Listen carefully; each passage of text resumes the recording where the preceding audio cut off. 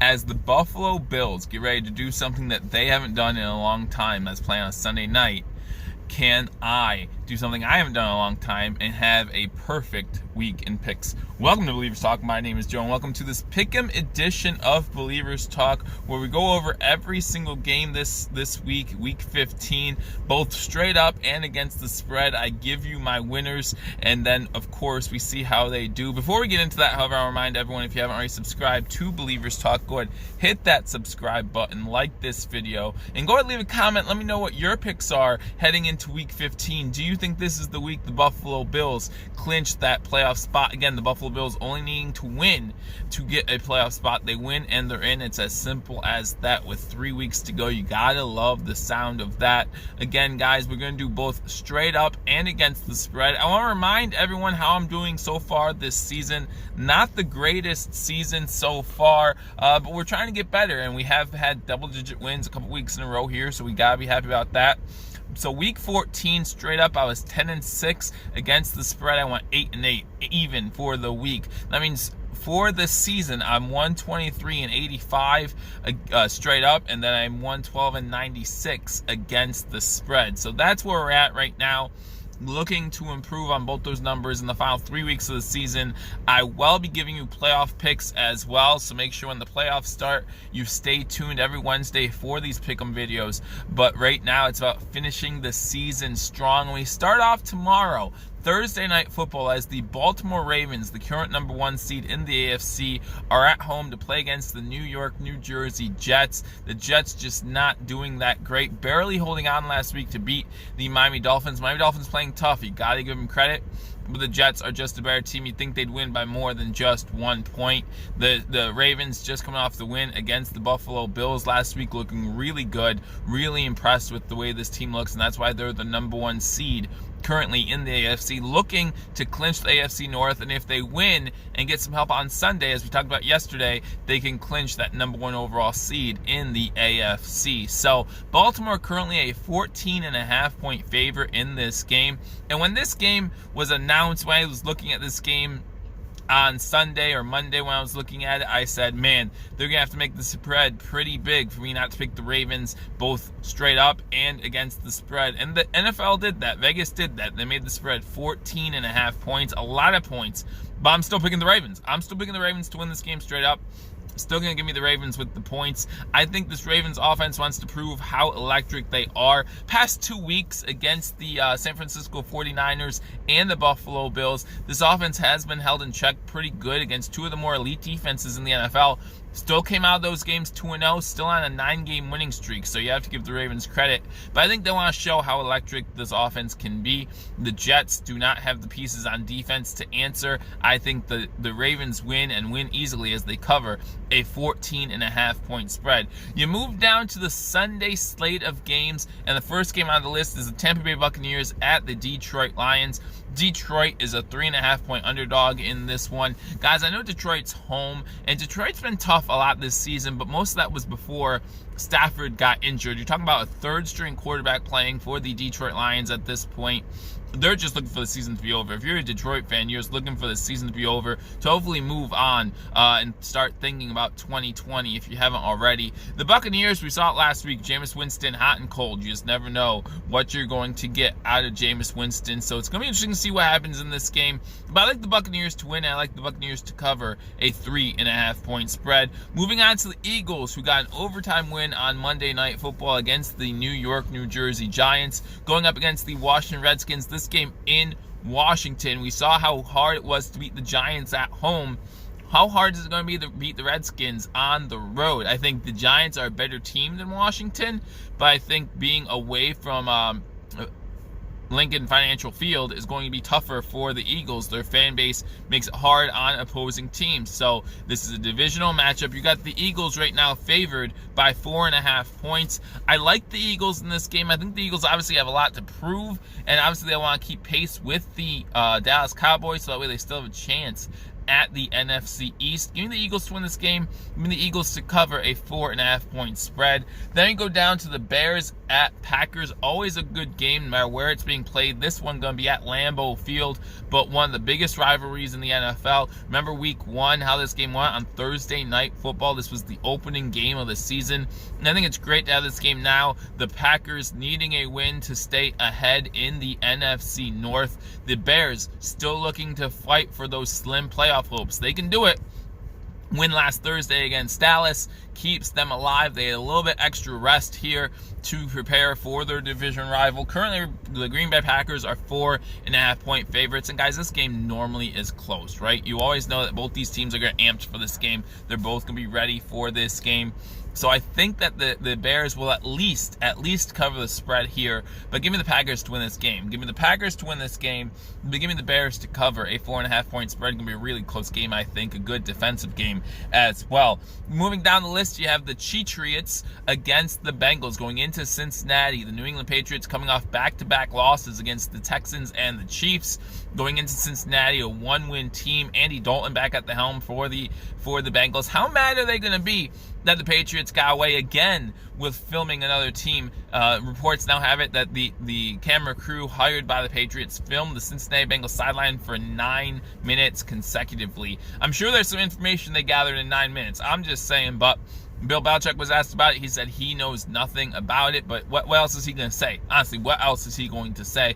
There is still something that smells fishy to me, and I got to be honest, even if nothing fishy here happened, which it's very possible that their statement was correct, how can you not inform the league when you're doing something? If you're a team in the NFL, how can you accidentally forget to inform the league when you're at your job? If you forget to tell your boss something and then tell them later after it's been done, oh, I just forgot to tell you, do they let it go or do you get written up? More than likely you get written up. So there has to be some sort of consequence, probably going to be in the matter of fine. But let me know what you think in the comment section. Should the Patriots get disciplined for this action? If so, what do you think the discipline should be? As far as the game goes against the Cincinnati Bengals, listen, Cincinnati can be as mad as they want. Maybe they should have gotten mad earlier in the season and they wouldn't be 1-12 at this point. But I don't think the Bengals have the talent to match up with the Patriots. The Patriots are probably going to score 2 defensive touchdowns in this game. Give me the Patriots to win this game. Give me the Patriots to cover what is currently a 9.5-point spread. Then you move on to a big game as far as the AFC playoff picture. And we talked about yesterday, the Houston Texans at the Tennessee Titans. Tennessee coming in hot. Tennessee is currently favored in this game by 3 points. Houston beating the Patriots 2 weeks ago, but then losing in a shocker to Denver, and it wasn't even a close game. Denver completely whooped them. So was that just a bump in the road, or was that a sign of things to come for the Houston Texans? I personally think it was a bump in the road. I like Deshaun Jackson. I like DeAndre Hopkins. Give me the Texans to win this game. Give me the Texans to beat a 3-point spread. Moving on, you got Seattle at Carolina. Seattle coming off a tough Sunday night loss to the LA Rams. A game that the Rams must have, and they proved it on Sunday night, looking really good. And the Seahawks going into Carolina. Carolina is still reeling after the firing of Ron Rivera. Did not look good last week against the Atlanta Falcons. I think the Seahawks have a good chance to win this game. Give me the Seahawks to win this game. Give me the Seahawks to cover a 6-point spread in Carolina. Then you go on to the Denver Broncos at Kansas City Chiefs. Denver looking to play upset again. Denver still has slim playoff hopes in at 5-8, but it doesn't look like they have much of a chance. I mean, a lot of things have to go their way in the next 3 weeks. Probably have a 1% chance, if that, to make the playoffs, but they're still listed as in the hunt, so they haven't been eliminated yet. Going up against the Kansas City Chiefs, who want to keep pace with the New England Patriots for that number 2 seed, get that first-round bye if they can. Currently just a game back, and they do hold that tiebreaker after the win last week over the New England Patriots. Give me the Chiefs to win this game. Give me the Chiefs to cover a 9.5-point spread at home, even though it is against a division rival. Then you got the Miami Dolphins at the New Jersey Giants. Both these teams have been playing pretty bad this year, but at least Miami's trying, right? You look at the Miami Dolphins, and you know they're playing hard. They don't have a good, talented team, but at least they're playing hard. They're giving it their best effort. They're putting out a good performance on the field, covering a lot of spreads, upsetting the Eagles. They've been doing things that no one thought they could do. They go up against the New York Giants team, who to me has just as little talent as the Dolphins do, maybe a little bit more. but they're not playing as hard. And that's the tale of the coaching staffs here. You look at the Giants coaching staff and you just look and say, this guy Shermer's going to be fired at the end of the year. And I think he even knows it. I think he knows, hey, I'm fired at the end of this year. So, I just don't have the heart in this anymore, because it looks like whenever you see the Giants play, they just don't have that heart. Remember, they got off to a 17-3 lead against the Eagles on Monday night. Couldn't hold it. They lose in overtime. Can't score another point. So I think that the Giants have shown a lackluster performance, and they are not going to win this game, even though it's at home against the lowly Dolphins team. Give me the Dolphins to win. And that means give me the Dolphins to cover a 3.5 points, or beat a 3.5 point spread, as the Giants are favorites. I don't think the Giants should be favorites. I like the Dolphins in this game all the way. Moving on to the next slate of games, you got the Jacksonville Jaguars at the Oakland Raiders. Oakland, a 6.5 point favorite. And guys, I think Oakland, this is the last dance, right? First of all, you got slim playoff hopes left, right? Secondly, this is the last home game in Oakland. So you want to let the fans leave with a bang, right? What's going to happen post-game, that's going to be interesting, how the fans react to knowing that this is the last game in Oakland for at least the foreseeable future, and how the fans react to that will be interesting as Oakland gets ready to move to Vegas. But this Jacksonville Jaguars team just has not been playing well. We saw last week, even with Minshew in, unable to get anything done. So I expect the Oakland Raiders to win this game, keep their slim playoff hopes alive, end their time in Oakland with a win, and I expect the Oakland Raiders to get to the 7th win. Give me the Raiders to win this game. Give me the Raiders to cover a 6.5 point spread. Moving on to Arizona, you got the Cleveland Browns traveling to Arizona to play the Arizona Cardinals. Again, I don't know why, every time I've seen Arizona, they play hard, they look good. I think they're not that far off in a tough NFC West division. Give me the Arizona Cardinals to get the upset in this game over Cleveland. Cleveland just seems like a dumpster fire with everything going on with Odell. Baker Mayfield throwing his staff under the bus, his training staff under the bus. I think that all that locker room drama is going to catch up to Cleveland, not living up to the preseason hype, as some of us predicted. If you go back to the preseason videos, prediction standings videos, I mean, they don't live up to the hype here. I think Arizona gets the win, kind of the straw that breaks the back for Freddie Kitchens.